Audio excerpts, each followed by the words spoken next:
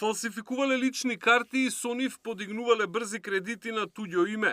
43 лица ќе одговараат кривично во големата акција на полицијата и обвинителството. Дел од осумничените спротивно на условите утврдени со закон и без согласност на граѓаните користеле туѓи лични податоци, правеле лажни јавни исправи и преправале вистински јавни исправи со намера таквите исправи да се употребат како вистински.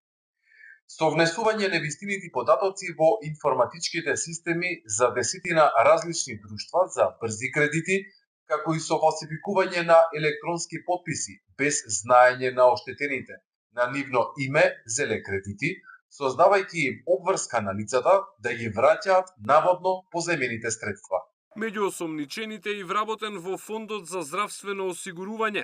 Неговата задача била да краде лични податоци од осигурениците со кои потоа тие без нивно знаење биле фиктивно вработувани за да станат кредитоспособни, пошто на нивно име со фалсификувани документи се подигнувале брзи кредити. Ваквите лажни податоци лицата ги користеле за да подигнат и по неколку кредити од различни друштва во еден ден, со што прибавувале значителна имотна корист. Потоа парите ги извлекувале од сметка и во најголем дел ги давале на осомничените организатори на ваквите измами. Се вели во соопштението на обвинителството, каде се додава дека вкупната штета надминува 3 милиони денари.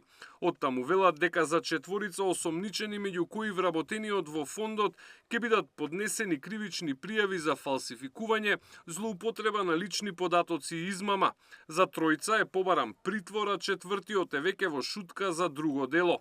Останатите 39 осомничени ќе одговараат за помагање. Александар Спасовски, Сител телевизија.